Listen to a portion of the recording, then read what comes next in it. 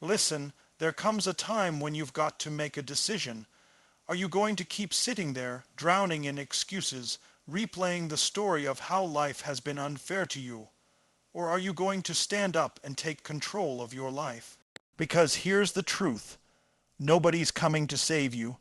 Nobody's going to pull you out of the hole you've dug by feeling sorry for yourself. You have to decide right now that enough is enough. Pain is real.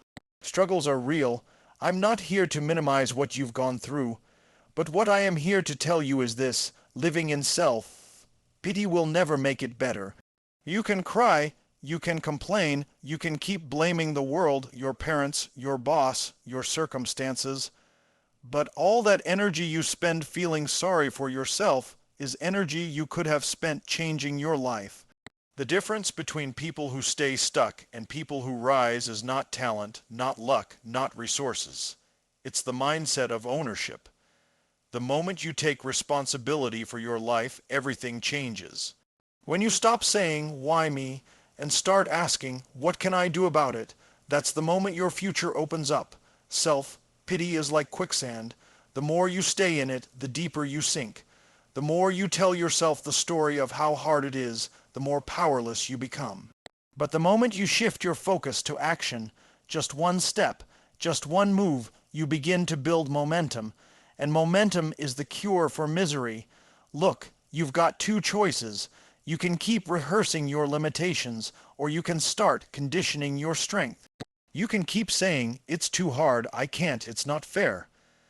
Or you can stand up and declare, "I'm stronger than this. I will not be defined by my past. I will not be a victim."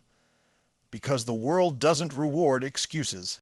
The world rewards resilience, persistence, and the courage to keep going when everything in you wants to quit. Every time you feel sorry for yourself, you're reinforcing a lie, that you are powerless. But you're not. You have a fire inside of you that's been buried under doubt, fear, and self-pity. The question is, when are you going to unleash it? When are you going to stop waiting for things to get easier and instead make yourself stronger? Life is short. Too short to waste another day stuck in the trap of self-pity. Too short to keep waiting for someone else to hand you the life you want. You've got to get up, shake it off, and push forward with everything you've got. You've got to channel that pain, that frustration, that disappointment, and turn it into fuel. Fuel to build, to grow, to fight for the life you deserve. So hear me. Stop feeling sorry for yourself. Stop waiting for the perfect conditions. Stop giving your power away to excuses and stories that don't serve you. Stand up, own your life, and decide right now. You're not going to be a victim of your circumstances. You're going to be the creator of your destiny. Self-pity is one of the most destructive states of mind because it convinces you that you are powerless, that your circumstances are stronger than your will, and that you are destined to remain where you are. It whispers that no matter what you do, nothing will change, so why bother trying? But that is the biggest lie you can ever believe. Self-pity keeps you stuck, paralyzed by fear, anger, and frustration, while action is the only force that can set you free. Think about it.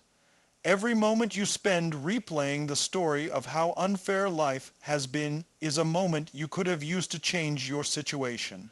Every ounce of energy wasted on complaining could have been invested in building, learning, growing, and moving forward.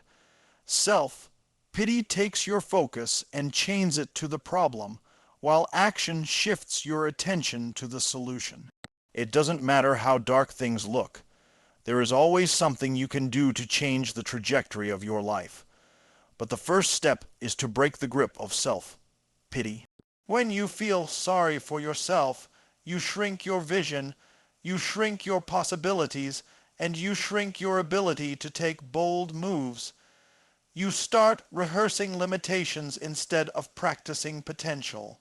You tell yourself, "It's not fair, I can't do this, I don't have what it takes." And before long, those words become your reality. The danger is not in the situation itself, but in the belief you create around it. That belief becomes the prison, and only you hold the key to unlock it. Action is the antidote. Action doesn't always have to be massive, earth-shattering moves. It can be as small as making a phone call, applying for that opportunity, going for a workout, or choosing to learn one new skill today. What matters is that you shift your state from helplessness to movement, because once you move even a little, you create momentum, and momentum is what breaks the cycle of despair. The hardest step is always the first, but once you take it, you remind yourself that you are not powerless, that you still have a say in how your story unfolds. Look at people who have turned their lives around after hitting rock bottom. None of them did it by feeling sorry for themselves. They did it by taking action in spite of their pain, in spite of their fear, in spite of the odds stacked against them. They stopped feeding the voice of pity and started feeding the voice of possibility. They understood that as long as they kept moving, they had a chance, and that's true for you too. You don't need everything figured out right now. You don't need to know how the entire road looks ahead. All you need to do is take the next step in front of you. Self-pity is seductive because it gives you a false sense of comfort. It allows you to sit back and blame the world, the people, or the circumstances, instead of confronting your own power and responsibility. But that comfort comes at a cost. It robs you of growth, it steals your confidence, and it keeps you trapped in the same cycle of frustration. On the other hand, action is uncomfortable at first, but it brings freedom. It builds confidence, it creates results, and it reminds you that you are capable of far more than you thought. Every time you catch yourself drowning in self-pity, you must interrupt it. Change your focus, change your body, and take a step forward immediately. Don't wait until you feel motivated, because motivation will not come while you are sitting in the mud of excuses. Motivation is born out of action, not the other way around. When you act, you generate energy. When you move, you create possibilities. And when you stay still, you strengthen the chains of self-pity. You were not created to stay stuck, broken, or defeated. The very fact that you are still here means you have another chance, another opportunity, another step you can take. You don't need permission. You don't need someone to rescue you, and you don't need life to be fair in order to move forward. What you need is to stop feeding the story of your limitations and start acting on the truth of your strength. Because self-pity will always tell you that you can't, but action will always show you that you can. You cannot control everything that happens to you, but you can always control your response. Life is unpredictable, and it doesn't always unfold the way you plan it. People will disappoint you. Circumstances will knock you down. Challenges will come when you least expect them, and pain will visit without your permission. But none of these things have the final say over who you become. What defines you is not what happens to you, but how you respond to it. The moment you understand this truth, you take back your power. Because while the world can strip you of money, possessions, or opportunities, it can never take away your ability to choose how you think, how you act, and how you rise. Most people waste their energy wishing that life was easier, that the circumstances were different, or that people treated them better. They spend hours, days, even years fighting against reality, resenting the things they cannot change. But what good does that do? Resentment doesn't move you forward. Anger doesn't open doors. Complaining doesn't create solutions. All it does is keep you stuck in the same place, replaying the same story. But when you shift your focus from what you cannot control to what you can control, everything changes. You stop being a victim of life and start being a student of it. You stop asking, "Why is this happening to me?" and start asking, "What can I do with this?" That question alone can transform pain into purpose, failure into feedback, and obstacles into opportunities. You always have control over your mindset. You decide whether you see a setback as the end or as the beginning of a new path. You decide whether you let betrayal harden your heart or teach you discernment. You decide whether failure breaks you or builds you. The power of response is the power of choice, and choice is the foundation of freedom. Some of the greatest breakthroughs in history have come from people who faced impossible odds yet refused to let circumstances dictate their spirit. They chose resilience over defeat, courage over fear, action over despair. That same power is available to you in every moment, no matter how difficult your situation may seem. Think about it this way: life is like a storm. You cannot control the wind, you cannot stop the rain, and you cannot dictate when the lightning will strike. But you can adjust your sails, you can take cover, and you can choose how you navigate through it. Some people curse the storm, sit down, and give up, while others use it to grow stronger, sharper, and more prepared. The storm is not what determines the outcome, it is the response. And your response can either leave you broken or build you into someone unstoppable. When you recognize that your response is your greatest weapon, you stop giving your power away to circumstances. You stop blaming your past, your parents, your boss, or society, because none of them control your decisions today. You start realizing that even in the darkest moment, you can choose to act, to move, to rise. No one can take that from you. The world can throw its punches, but you decide whether to stay down or get back up. That decision is always yours. The reason so many people stay stuck is because they think they need the outside world to change before they can feel free, happy, or powerful. They think, if only I had more money, if only people respected me, if only life was easier, then I would be strong. But that's not how it works. Strength is not built in ease, it's built in difficulty. Growth doesn't happen when everything goes your way. It happens when you learn how to respond when nothing goes your way. The quality of your life will always be determined not by what happens to you, but by what you decide to do about it. You can either let your challenges define you, or you can define yourself in the middle of those challenges. You can either surrender to circumstances, or you can rise above them. It's never about waiting for life to be fair or perfect. It's about learning how to be resilient, resourceful, and relentless no matter what shows up. Because in the end, life will test you, life will bend you, life will try to break you, but your response is what proves who you really are. Excuses drain your power, responsibility restores it. Every time you make an excuse, you hand over a piece of your strength, your potential, your future to something outside of you. Excuses are easy, they feel safe, they let you off the hook, but what they really do is rob you of the chance to grow. When you say, I can't because I don't have time, or I can't because of my past, or I can't because it's too hard, what you're really saying is, I choose to give away my power. And the more you repeat that, the more powerless you feel. Excuses are like leaks in your energy. They drain your belief, they drain your confidence, and they drain your momentum. Responsibility, on the other hand, is the path to strength. Responsibility says, I don't care what has happened to me. I own my choices. I own my actions. I own my life. It doesn't mean you are to blame for everything that has ever gone wrong. But it does mean that from this moment forward, you take charge of how you respond and what you create. Responsibility doesn't shrink you, it expands you.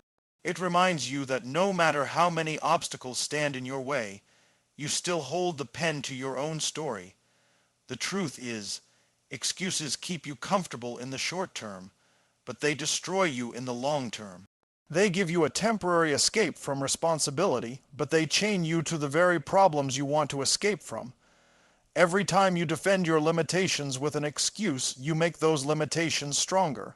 You feed the story that you can't change, and that story starts to feel like truth. But it's not truth, it's conditioning. And the moment you flip the switch to responsibility, you stop rehearsing that weakness and you start training your strength. Look at the people who have risen from nothing, who have overcome immense adversity to build lives of success, impact, and meaning. Do you think they didn't have excuses available to them? Of course they did.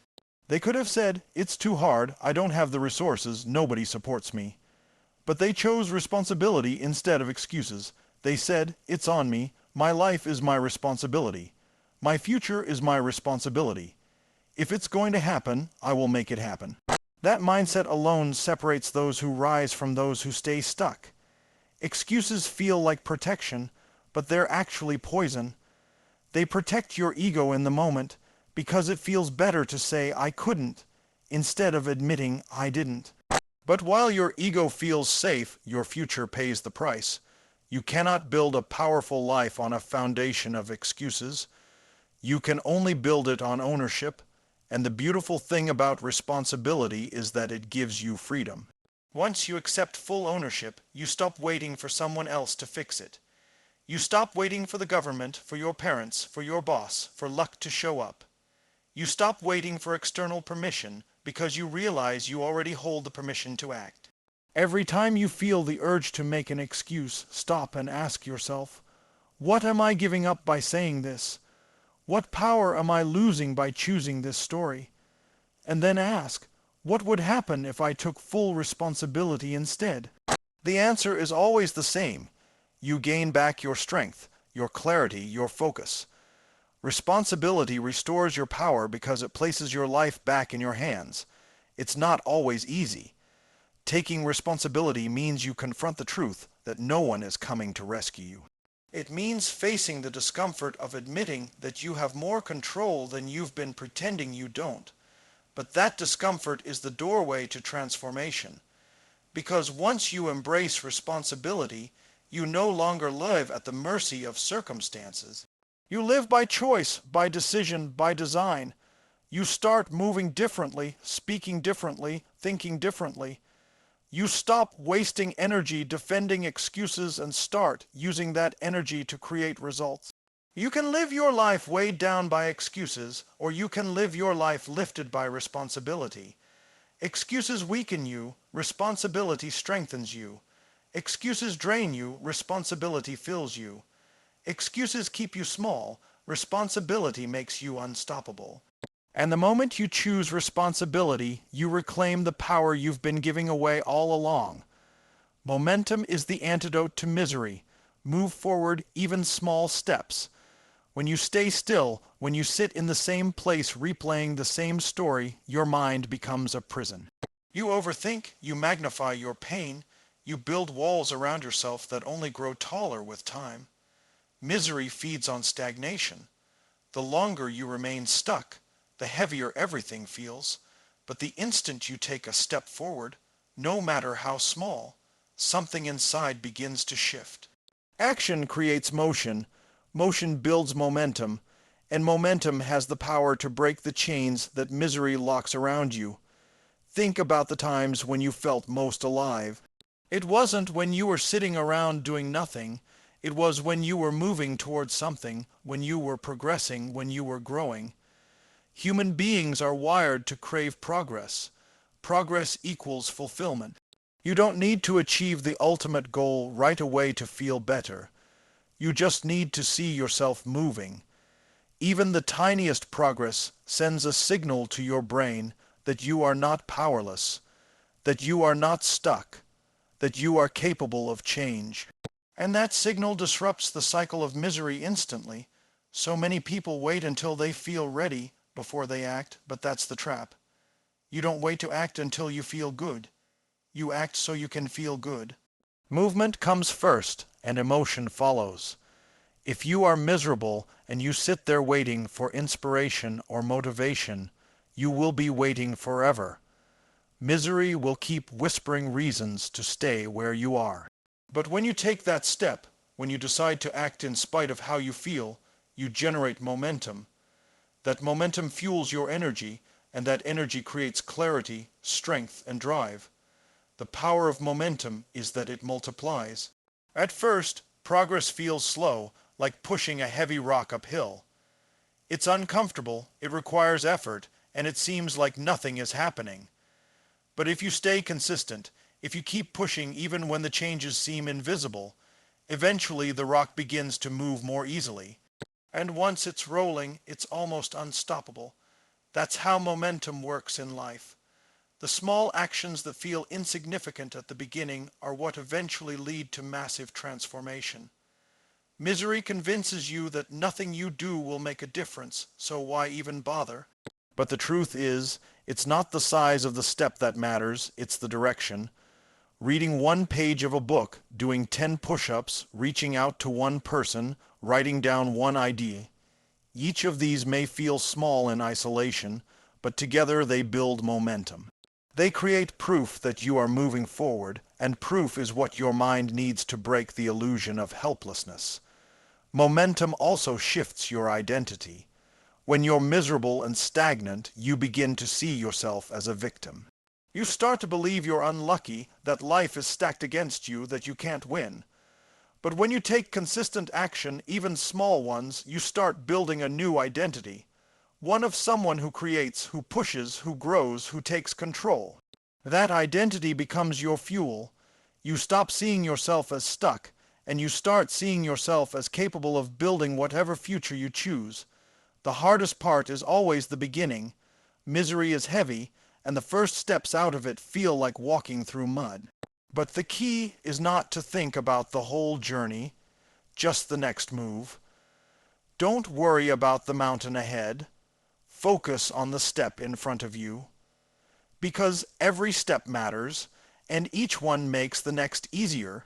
If you keep moving, eventually the weight you feel begins to lift. And when you look back, you realize that what once felt impossible became manageable because you built momentum. Momentum is not just about achievement, it's about state. When you're in motion, your energy changes, your perspective widens, your creativity expands. Solutions you couldn't see before begin to appear. Opportunities you never noticed begin to show up.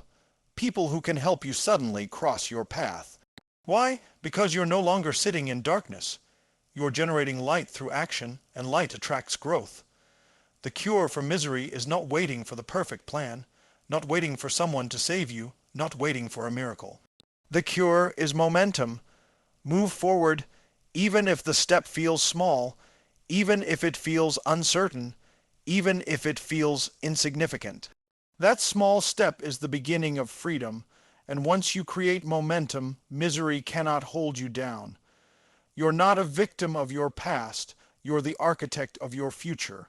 Too many people live their lives chained to what has already happened, believing that because they were hurt, abandoned, rejected, or failed before, they are destined to repeat the same story forever. They drag their history with them like a heavy weight, rehearsing it over and over until it becomes the script for their future. But the truth is, the past is not a life sentence. It is a lesson. It is not there to define you, it is there to refine you. The only reason it continues to have power over you is because you allow it. The moment you decide to step out of the role of victim and step into the role of creator, everything shifts. The past cannot be changed, but your meaning of it can. Two people can go through the exact same pain, and one will be broken while the other will be built. The difference is not in what happened, but in what they decided it meant. If you see your past as proof that you are powerless, you'll live powerless. If you see your past as fuel to rise, you'll live empowered. The choice is always yours. You may not have been the author of the first chapters of your life, but you hold the pen now. You can either keep writing the same story of limitation, or you can design a new one filled with possibility, growth, and strength. Being an architect means taking full ownership of what you build from this moment forward. You don't sit around waiting for life to hand you blueprints. You create the blueprints. You decide the foundation you want to build on, the walls you want to raise, the vision you want to bring to life. That doesn't mean you ignore the past, it means you use it. You take every failure, every heartbreak, every setback, and you turn it into material for construction. Every scar becomes proof of resilience. Every disappointment becomes a lesson in wisdom. Every pain becomes a tool that shapes the person you are becoming. When you see yourself as an architect, you stop repeating destructive patterns and start designing intentional ones. Victims react, architects create. Victims complain about what happened, architects decide what happens next. Victims wait for rescue, architects take action to build. This identity shift is everything because the way you see yourself determines the way you live. If you believe you're forever bound by your past, you'll never break free. But when you recognize that your past is only one chapter in a much larger story, you gain the freedom to create something extraordinary. People often underestimate the power of decisions.